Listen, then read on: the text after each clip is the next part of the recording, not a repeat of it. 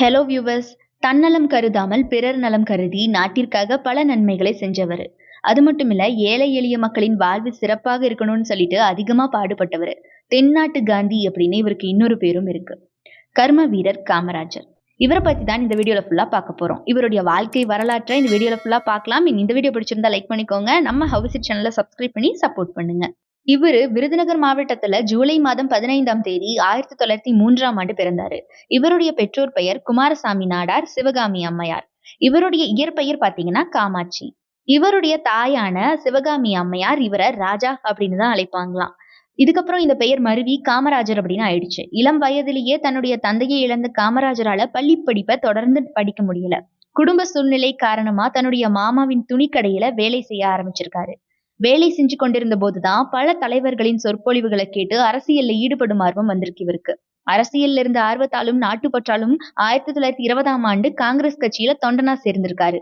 அதுக்கப்புறம் 1930ஆம் ஆண்டு நடைபெற்ற உப்பு சத்தியாகிரக போராட்டத்துல கலந்துகிட்ட போது காமராஜரை கல்கத்தாவில் இருக்கக்கூடிய போலீசார் கைது செய்யறாங்க. 1 வருடம் அலிப்பூர் சிறையில தண்டனையில இருந்திருக்காரு காமராஜர்.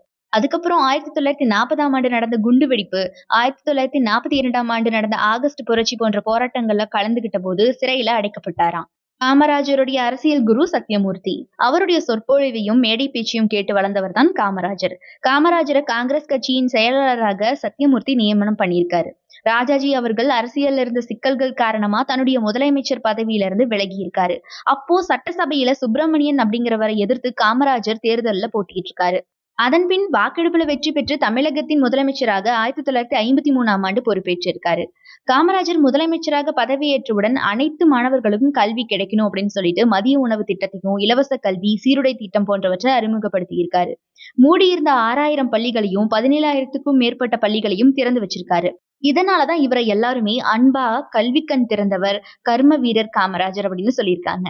அது போக தமிழகத்துல இருக்கக்கூடிய எல்லோருக்கும் வேலை கிடைக்கணும் அப்படின்னு சொல்லிட்டு ஒரு நல்ல எண்ணத்தோட நெய்வேலி நிலக்கரி திட்டம், பெரம்பூர் ரயில் பெட்டி தொழிற்சாலை, Tiruchi Bharat heavy electricals and Kalpakkam அணுமின் நிலையம், ஊட்டி கச்சா பிலிம் தொழிற்சாலை, கிண்டி டெலி பிரிண்டர் தொழிற்சாலைகளை இவர் உருவாக்கி இருந்திருக்காரு.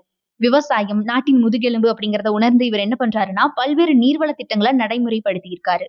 மேட்டூர் கால்வாய் திட்டம், பவானி திட்டம், காவேரி டெல்டா வடிகால் அபிவிருத்தி திட்டம், மணிமுத்தாறு, அமராவதி, வைகை, சாத்தனூர், கிருஷ்ணகிரி, ஆரணியாறு அப்படிங்கிற மாதிரியான திட்டங்களை அறிமுகப்படுத்தியவர் கர்ம வீரர் காமராஜர்.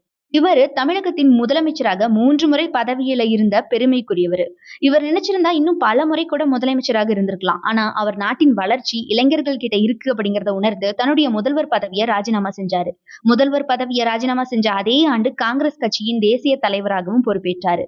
தன்னுடைய வாழ்நாள்ல 3 முறை முதலமைச்சராக இருந்த பெருந்தலைவர் காமராஜர் அவருடைய வாழ்நாள்ல முழுக்க முழுக்க வாடகை வீட்டுல தான் இருந்தாராம். கதர ஆடையை உடுத்திக்கிட்டு தான் வாழ்ந்தாராம். ஜவஹர்லால் நேருவின் மறைவுக்கு பிறகு இந்தியாவின் பிரதமரை இருமுறை தேர்ந்தெடுப்பதுல முக்கிய பங்கு வகிச்சாராம் காமராஜர். அதனாலதான் இவர் பேரு கிங் மேக்கர்.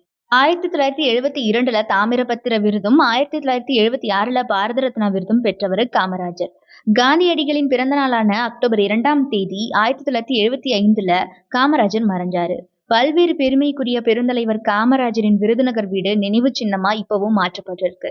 இந்த நினைவு இல்லத்துல பெருந்தலைவர் காமராஜர் பயன்படுத்திய பொருட்கள், வாழ்க்கை நிகழ்ச்சிகள் எடுத்து கூறும் புகைப்படங்கள், படித்த நூல்கள் எல்லாமே நிரந்தரமா வைக்கப்பட்டிருக்கு. பெருந்தலைவர் காமராஜர் பிறந்த தினம் அரசு விழாவாக ஆண்டுதோறும் கொண்டாடப்பட்டு வருது. இவர் மறைந்த போது முதல்வராக இருந்த கருணாநிதி காமராஜருக்கு முழு அரசு மரியாதையுடன் இறுதி நிகழ்வு நடத்த உத்தரவிட்டாராம். 1976ஆம் ஆண்டு அவருக்கு குடிமக்களுக்கான உயரிய விருதாக கருதப்படக்கூடிய பாரத ரத்னா விருது வழங்கப்பட்டுச்சு. கலை, இலக்கியம், அறிவியல், பொது அங்கீகாரம்னு சொல்லிட்டு எல்லா துறைகள்லயும் தனித்து விளங்கியதற்காக இறப்புக்கு பிந்தைய அங்கீகாரமாக பாரத ரத்னா விருதை காமராஜருக்கு தருமாறு அப்போதைய குடியரசுத் தலைவருக்கு பிரதமராக இருந்த இந்திரா காந்தி பரிந்துரை செஞ்சிருக்காங்க. கர்ம வீரர் காமராஜர் இந்த உலகை விட்டு மறைந்தாலும் கூட அவருடைய உடல் மட்டும்தான் இந்த பூமியை விட்டு மறைஞ்சிருக்கு. அவருடைய புகழ் இந்த உலகை விட்டு இன்னும் மறையல.